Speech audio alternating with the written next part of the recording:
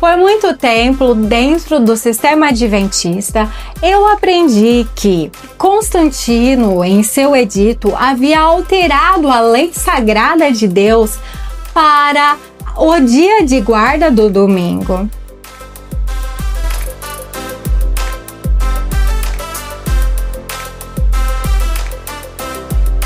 Olá, meu nome é Ellen Gabriela Marcondes. Para você que não me conhece, eu fui adventista há 34 anos da minha vida. Mas ao estudar a Bíblia com profundidade, especificadamente o livro de Hebreus, eu encontrei verdades que mudaram todo o sentido da minha existência. Foi estudando a Bíblia com profundidade e responsabilidade e à luz do Espírito Santo que eu aprendi a verdade fora de sistemas religiosos.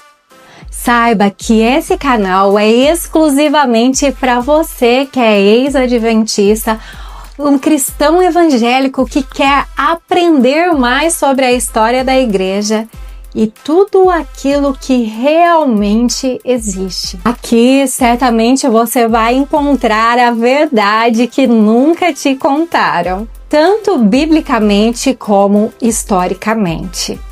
Hoje eu te convido a conhecer a história real do cristianismo primitivo. Vamos aprender com a patrística a verdade que esconderam de você. Vou te contar aquilo que realmente acontecia após os apóstolos e antes do Império de Constantino. Como os primeiros cristãos se reuniam, fortificavam a sua fé e como se deu o fato da transição da identidade judaica para a identidade cristã e como isso se diferenciava dessas comunidades. Mas antes de continuar, não se esqueça, curta, compartilhe, comente, deixe a sua opinião, fale aí o que você gostaria de aprender um pouco mais para nós fazermos um próximo vídeo para você estar aí desenvolvendo ainda mais o seu aprendizado, tá bom? Compartilhe essa mensagem cada vez mais com mais pessoas para que menos pessoas possam ser enganadas com as heresias e o sistema religioso que existe por aí, que são capazes até mesmo de alterar registros históricos, como até mesmo a própria patrística. Com certeza você já ouviu falar por aí que os cristãos primitivos, os pais da igreja, guardavam o sábado. E hoje eu estou aqui para desmistificar essa fantasia que te contaram e te mostrar a verdade com fatos históricos e documentos para que você não seja mais enganado. Por muito tempo, dentro do sistema adventista, eu aprendi que Constantino, em seu edito, havia alterado a lei sagrada de Deus para o dia de guarda do domingo. E isso nós vamos encontrar no livro O Grande Conflito, no capítulo 35. Eu não vou deixar a página, porque como vocês sabem, são muitas edições. Esse daqui que eu tenho, ele não é o condensado, ele é o livro mais completo que tem, tá? Então as páginas dele são maiores. Provavelmente, se você tem o condensado na sua casa, é o capítulo 35 que você vai encontrar essa afirmação que eu vou estar colocando para você aí na sua tela. Bem, na minha edição do Grande Conflito, é a 43ª edição, na página 574, ok? Eu vou colocar aí para vocês. Vou colocar na foto original já do meu livro que eu tenho aqui, da autora Ellen Goldman White. Aqui ela faz a seguinte afirmação: a primeira medida de ordem pública impondo a observância do domingo foi a lei feita por Constantino. Ou seja, aqui Ellen White afirma que a primeira alteração à lei foi Constantino que fez. Esse edito exigia que o povo da cidade repousasse no venerável dia do sol. mas permitia que os homens do campo continuassem suas tarefas agrícolas. Embora virtualmente um estatuto pagão foi imposto pelo imperador depois de ser nominalmente aceito pelo cristianismo. Ou seja, aqui está falando que o imperador colocou esse edito e depois o cristianismo aderiu aí à guarda do domingo, tá? Nós encontramos essa afirmação no livro O Grande Conflito, tá? Eu vou mostrar para você que Ellen White estava errada e que sua afirmação também é errada e induz pessoas a caírem no erro quando se conformam com esse escrito. Em primeiro lugar, nós devemos entender que Ellen White, ela não era formada em teologia e nem tinha conhecimento histórico de muitas coisas. E muitas coisas eram baseadas no achismo particular dela e deduções impróprias. Eu vou estar deixando para vocês fatos bibliográficos, tá? Na descrição do vídeo, para você não ter dúvida, você pesquisar seja bereano, pegue aí toda a bibliografia que eu vou deixar para você na descrição desse vídeo, para você estar procurando e pesquisando, tá bem? Então vamos lá. Quando nós analisamos as fontes primitivas da igreja pela patrística, nós encontramos algo totalmente oposto à afirmação de Ellen White. Nós podemos notar que os primeiros pais, eles utilizavam o domingo como um dia de culto e era uma forma de se diferenciar do judaísmo. Hoje você vai aprender com base na história documentada da igreja primitiva, nos próprios pais da igreja e nos documentos anteriores a Constantino, como que realmente aconteceu essa transição. Uma atenção a um ponto fundamental é que a transição, ela não faz a abolição do dia de guarda, mas sim acrescenta um dia de culto no primeiro dia da semana, como forma de se diferenciar das seitas judaicas que continuavam celebrando o sábado, mesmo após a nova aliança. Essas seitas estavam totalmente fora da realidade da nova aliança que passou a existir, a realidade da fé cristã. E é exatamente por esse motivo que muita coisa deixou de ser contada. Antes de Constantino, os cristãos já não guardavam mais o sábado e já se reuniam no domingo. E não por um decreto por causa do imperador, mas por pura convicção teológica baseada na nova aliança, onde já estudamos aqui nesse mesmo canal. Vou deixar o link para você estar acessando aí como é que funciona a nova aliança. E a partir desse momento foi entendido já desde os pais da igreja que o sábado ele seria uma sombra. Como nós já estudamos, nós sabemos que o sábado antes de Cristo ele era um sinal da aliança mosaica especificadamente para o povo de Israel, assim como diz o versículo aí na tela. Êxodo 31, 16 e 17. Guardarão, pois, o sábado os filhos de Israel, celebrando-o por aliança perpétua nas suas gerações. A palavra perpétua aqui, se você procurar dentro do hebraico, você vai perceber que é até que for completo, que é exatamente aquilo que acontece em Mateus 5, 16 e 17 e 18. Continuando aqui. Entre mim e os filhos de Israel é sinal para sempre, porque em 6 dias fez o Senhor os céus e a terra, e o 7º dia ele descansou e tomou por alento. Observe que o texto ele não apresenta o sábado como um mandamento universal para todas as nações, mas sim como propriedade exclusiva do povo de Israel. Após a morte de Jesus, nas seguintes passagens, nós comprovamos que Jesus ressuscitou no primeiro dia da semana, o domingo. E por causa dessa evidência de que Jesus ressuscitou, celebrando a nova criação do corpo restaurado através da ressurreição de Jesus, É por isso que esse dia passou a ser chamado o Dia do Senhor, ou celebramos a nova criação. Porém, isso não é um dia de guarda, é um dia de culto, assim como muitos se reúnem no domingo para louvar o Senhor. A fé cristã, ela não gira mais em torno da primeira criação, mas sim da nova criação, a ressurreição de Cristo Jesus. Em Atos 20, versículo 7, nós encontramos ali a reunião dos cristãos no primeiro dia da semana, estando reunidos a partir o pão. Em 1 Coríntios 16, 2 também fala sobre o primeiro dia da semana. No primeiro dia da semana, cada um de vós ponha de parte. E Apocalipse 1:10 também fala de João. Achei-me em espírito no dia do Senhor. Era uma expressão usada no século I sobre o domingo. E nós vamos aprender aqui no decorrer desse estudo por que essa era uma referência ao domingo, o dia do Senhor.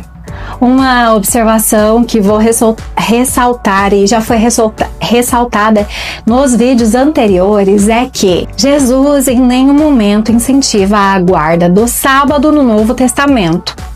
Isso é um fato. Não há um versículo sequer que incentive a guarda do sábado.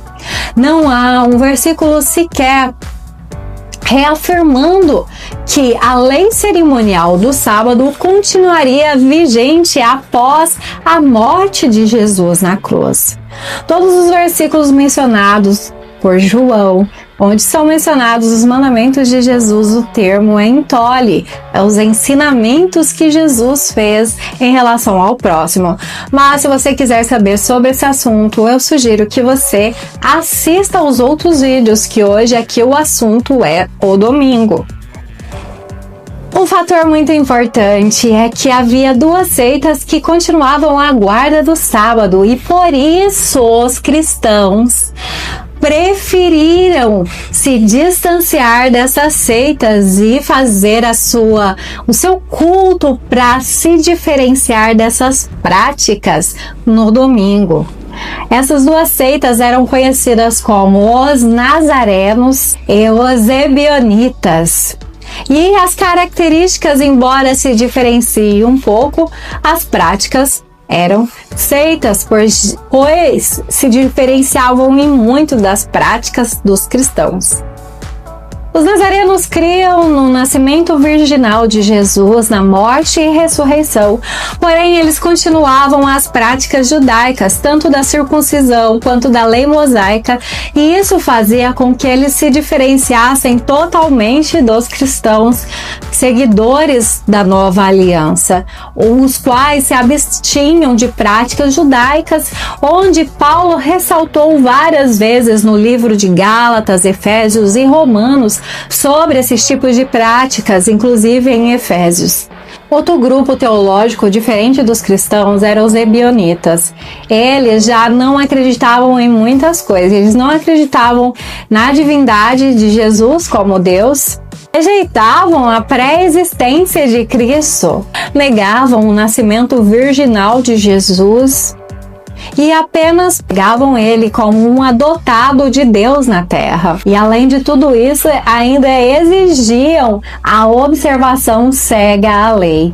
Somente essas duas seitas guardavam um sábado. Os cristãos apostólicos, eles seguiam os cultos no domingo, deixando de guardar o sábado, pois eles tinham a compreensão da nova aliança. Bom, o primeiro que eu vou falar aqui é sobre o Didaquê. O Didaquê é um manual de instrução dos primeiros cristãos, onde eles efetuavam os seus cultos. Esse manual, eles acompanhavam e é o mais antigo encontrado dentro da patrística. O nome completo, vou colocar na tela aí para vocês verem. O nome completo é O Ensino do Senhor por meio dos 12 Apóstolos. Ou seja, é um manual que vinha para está ensinando como que os cristãos deveriam fazer toda a liturgia ali, as suas práticas de culto, tudo isso. É um manual catequético de instrução básica de culto, usado nas primeiras comunidades cristãs gentílicas, ou seja, não eram judaicas, eram gentílicas, possivelmente da Síria e da Palestina do século I. Muitos estudiosos colocam esse manual como escrito antes mesmo do próprio livro do Apocalipse, de tão antigo que ele é. Datado aí, como a gente já viu, de 70 a 90 anos depois de Cristo. Por isso que João 1, versículo 10, já usava a expressão do dia do Senhor, porque o manual já vem antes mesmo do livro de Apocalipse. Então nota-se que é uma expressão já conhecida ali entre os apóstolos, entre os discípulos de Jesus que continuaram as práticas do Evangelho. Esse manual ele não tinha um cunho teológico, mas sim apenas de organizar ali as práticas religiosas que eram efetuadas pelos cristãos da igreja do primeiro século. E esse manual, ele ordena que as reuniões fossem no primeiro dia da Eucaristia, no domingo. Que as reuniões fossem feitas no dia do Senhor, o primeiro dia, o domingo. E em nenhum momento dentro desse manual é mencionada a guarda do sábado ou os cultos celebrados no sábado, provando assim que os cultos nos domingos eram práticas apostólicas. No dia do Senhor, reuni-vos para partir o pão, fazendo referência como o domingo, um dia de culto. Depois desse manual de instruções, nós encontramos um discípulo de João, Inácio de Antioquia, qual viveu até o ano 107 depois de Cristo. Em sua afirmação, nós encontramos o seguinte: não mais observando o sábado, mas vivendo segundo o dia do Senhor. Claramente, Inácio faz uma contraposição entre o sábado e o domingo, deixando claro que em nenhum momento Inácio, discípulo direto de João, do apóstolo João, o autor de Apocalipse, em nenhum momento ele faz posição a favor da guarda do sábado. A tradição de Inácio ela vem direta de fontes patrísticas. Eusébio de Cesareia confirma também que Inácio era sucessor de Pedro em Antioquia. Ele pertencia à geração direta dos apóstolos. Antioquia e Éfeso foi onde João viveu, e a teologia de Inácio é bem joanina. Ou seja, para você que não sabe, a teologia de Inácio era baseada nas cartas de João.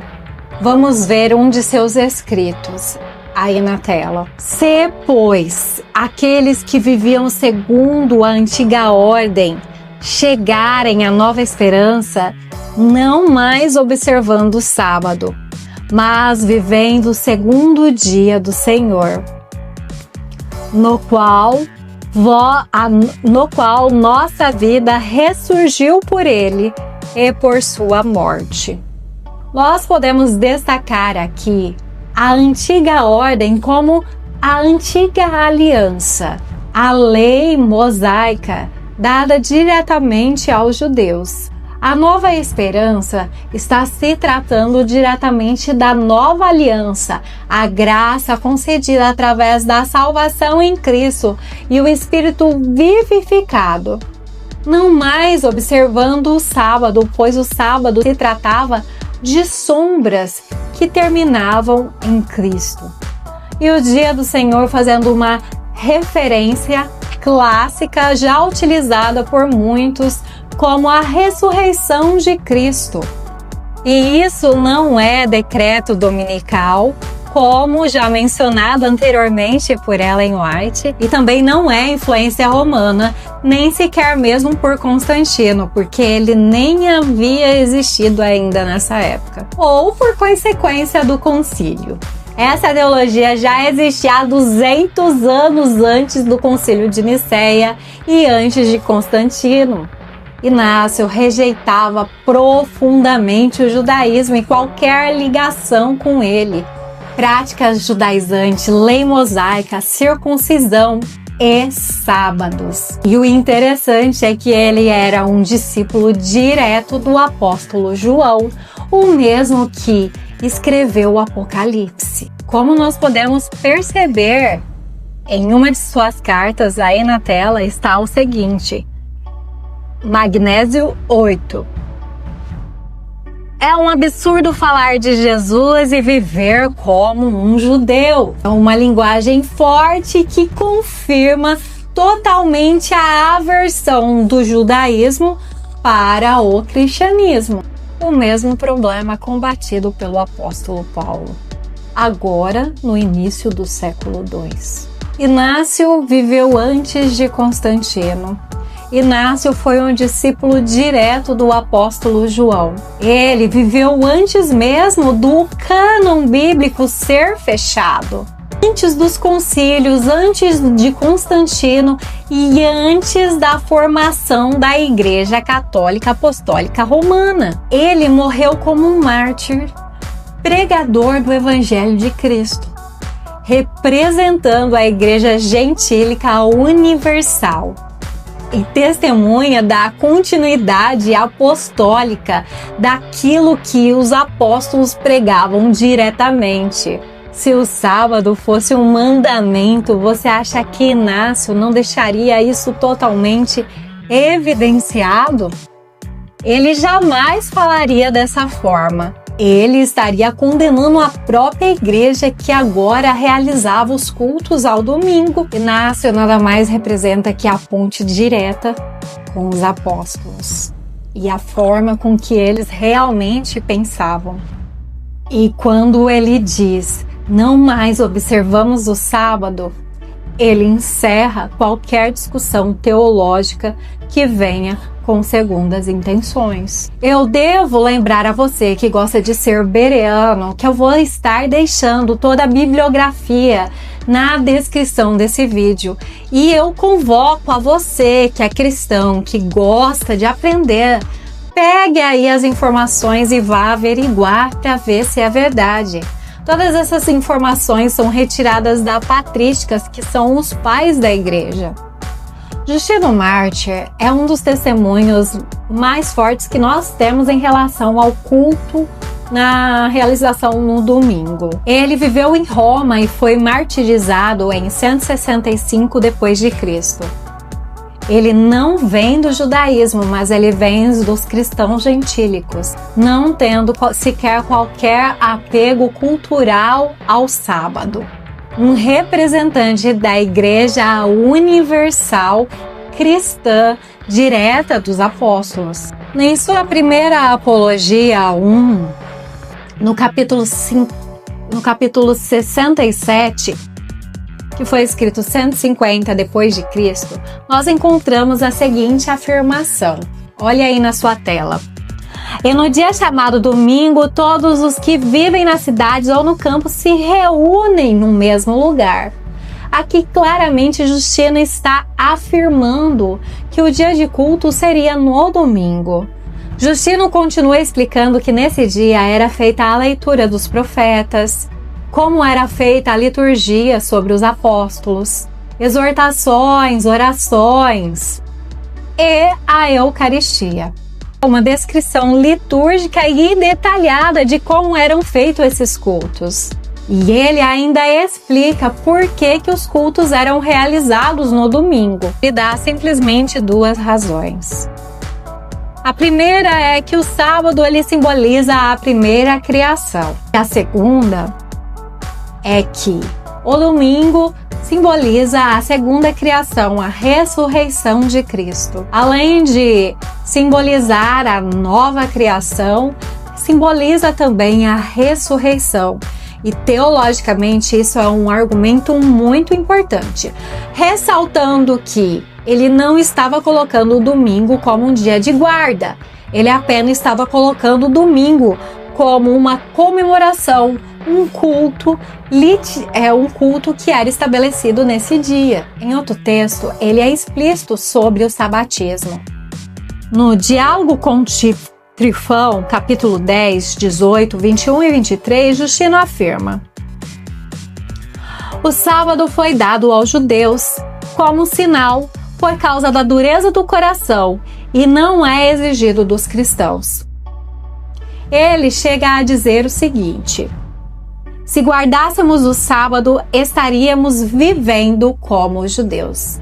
Isso confirma claramente, já que Justino, ele vinha já da descendência dos apóstolos, estava mais perto deles, conhecia a liturgia, a forma com que eles pensavam e tinha o entendimento de que o sábado realmente se encerrava ali na cruz e ele fazia parte das sombras que se complementavam na pessoa de Cristo, deixando claro que o sábado ele representa a lei mosaica e o domingo uma prática de culto. Só para deixar claro, Justino viveu 150 anos antes de Constantino. Justino viveu 150 anos depois de Cristo, em Roma. E tudo isso é sem mudança de lei, mas apenas o entendimento de antiga e nova aliança. O problema é que Justino não está sozinho em suas afirmações. Nós encontramos essas afirmações em Inácio de Antioquia, também encontramos no Didaque, tá? E também vamos encontrar também mais algumas afirmações em Plínio o Jovem, 112, uma reunião regular cristã, em Barnabé, C. 130, o sábado como sombra. São vários testemunhos com coerências que comprovam, através desses documentos, a celebração de cultos no dia do Senhor, como o domingo. Claramente, Justino, ele rejeita o sábado como dia de guarda e a sua base teológica é totalmente cristocêntrica, baseada na nova aliança. Encontramos também Irineu Leão, em 180 d.C., onde ele fala contra heresias em seus fragmentos pascais e ensina que o sábado ele era apenas uma sombra e fazia parte da nova criação, o primeiro dia, reafirmando como os pais da igreja aquilo que já foi afirmado anteriormente, a nova aliança. E esse Irineu Leão, na verdade, ele é discípulo de Policarpo, que foi discípulo de João. Ou seja, nós temos aqui duas gerações de discípulos que seguiam João. Temos o primeiro, temos também o Inácio de Antioquia, que nós aprendemos que ele foi discípulo de João, e temos também o Irineu Leão, que foi discípulo de Policarpo, que foi discípulo de João. Todos aqui exaltam o culto ao domingo e abandono das práticas sabáticas. Temos também Tertuliano, 200 anos depois de Cristo, onde ele afirma no Apologeticum 16, nós fazemos do domingo um dia de alegria. E em Contra Marcião 4.12, consideramos o sábado abolido em Cristo. Olha, gente, sabe, o interessante é que quando eu li a palavra de Deus, eu tive esse entendimento antes mesmo de pesquisar tudo isso. Quando você está à luz do Espírito Santo, ele te mostra as verdades e te ilumina naquilo que é realmente a verdade. Ele te guia de acordo com os ensinamentos em que ele quer que os seus filhos entendam. Quando você vai analisar a história, ela conclui-se que a Bíblia ela é verdadeira. E tudo aquilo que está ali está testificado em documentos históricos e em testemunhas vivas que foram capazes de morrer pela mensagem. O ponto-chave é que Tertuliano ele tem a prática no domingo de culto como uma prática comum que se distingue totalmente do judaísmo. Na Epístola de Barnabé também, que é encontrada 130 anos depois de Cristo, nós encontramos também o Dia do Senhor como símbolo da nova criação. Todos os pais da igreja, eles escolhem esse dia como um dia de celebração à ressurreição de Cristo, um dia de prestar cultos, de louvores a Jesus, e não como um dia de guarda igual o sábado era. Simplesmente deixou-se de guardar o sábado, porque o sábado ele significa uma sombra e ele é completado na pessoa de Cristo. Não existe um só documento cristão que evidencie a guarda do sábado no século I e II depois de Cristo.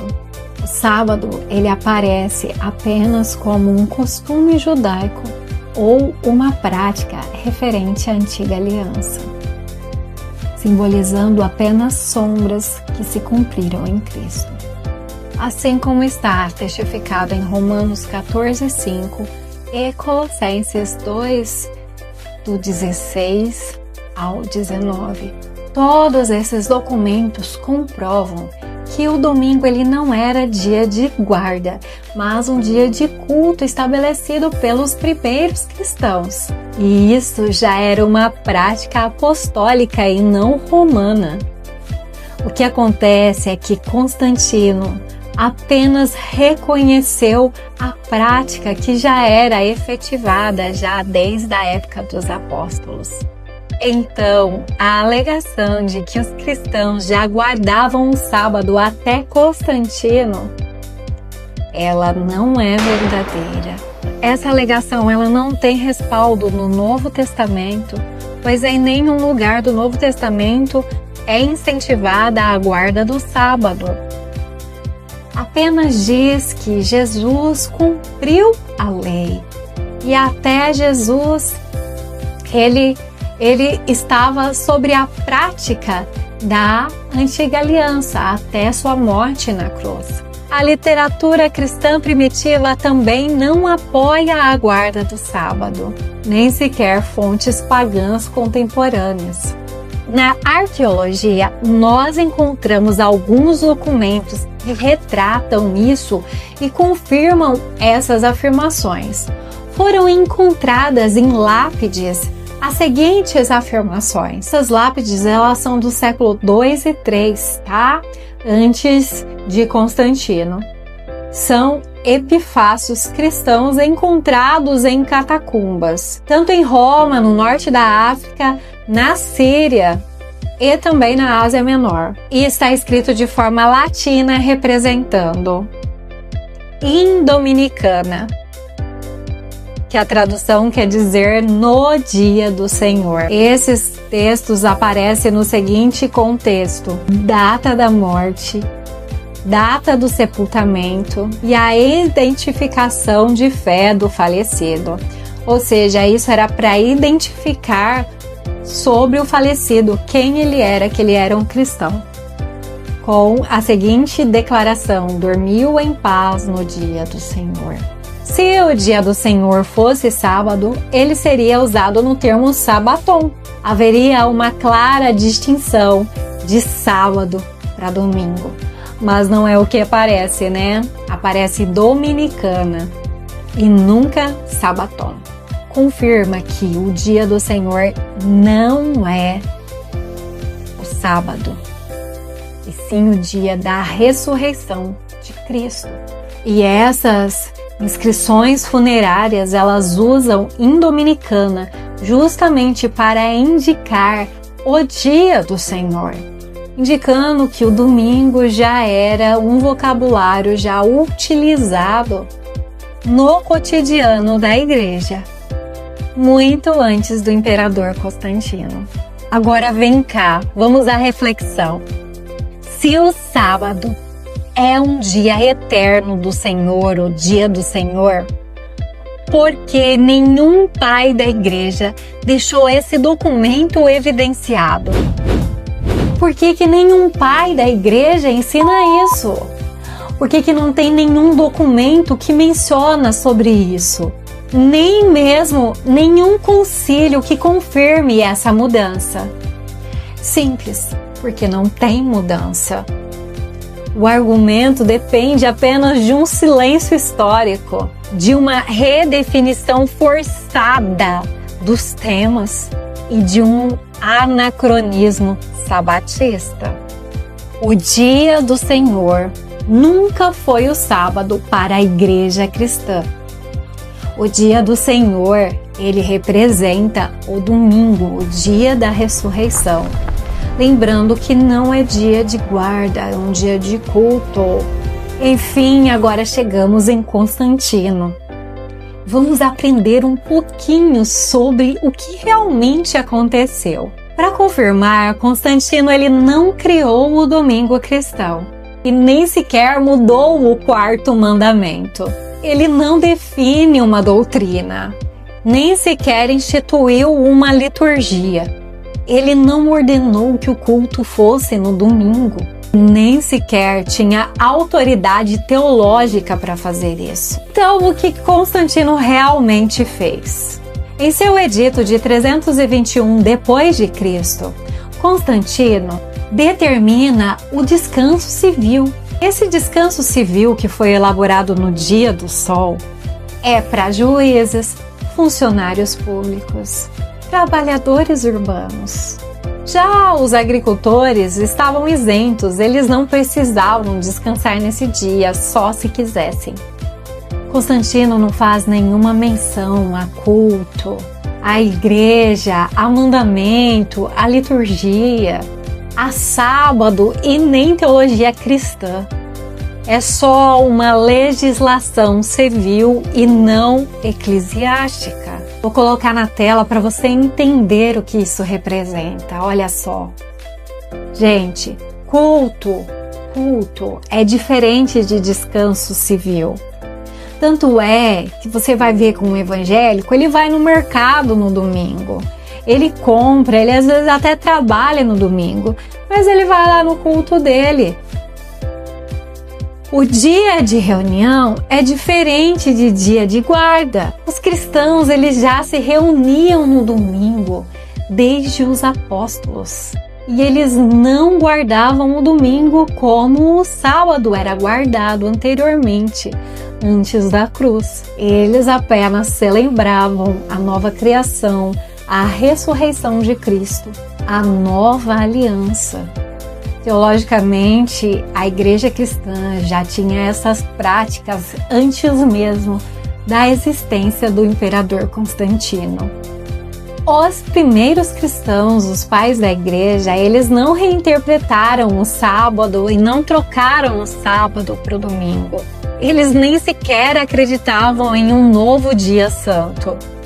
Eles só afirmavam que Cristo é o descanso, assim como está retratado em Hebreus 4.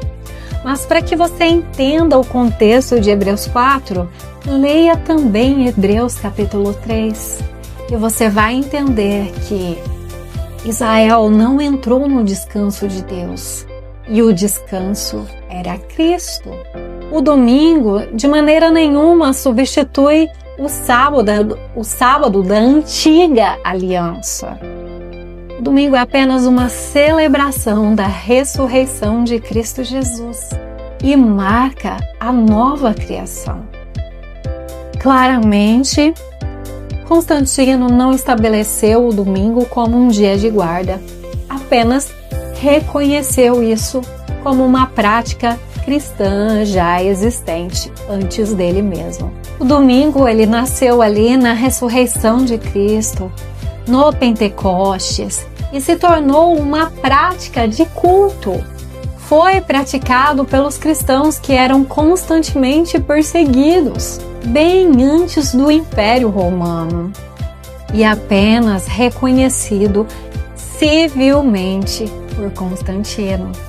Então, vemos aqui que a afirmação de Ellen White é uma afirmação completamente equivocada. E muito pelo contrário, graças a Constantino e sua conversão, os cristãos pararam de ser perseguidos e mortos. O bispo Eusébio foi responsável pelo seu batismo antes da sua morte, onde Constantino se batizou com vestes brancas e foi enterrado com elas mesmas. Dizem que Constantino nunca se converteu, que tudo isso não passou de uma jogada política, mas que muitas pessoas não analisam foi a mudança de vida dessa pessoa, pois ele incentivou os seus filhos na prática do cristianismo, ensinou eles com práticas cristãs, mudou de vida, de atitude e ainda ajudou a muitos cristãos a consolidar a sua fé. A melhor maneira de você se proteger de informações falsas é você sempre checar as informações, é você analisar. Hoje eu trouxe para você um contexto histórico da história da igreja. Muitas vezes nós nos conformamos com aquilo que é passado para nós em seitas religiosas, em alguma religião, e não vamos analisar a fundo se aquela informação é verdadeira. Muitas vezes nós somos enganados porque nós nos permitimos a isso, pois nós não somos como os bereanos.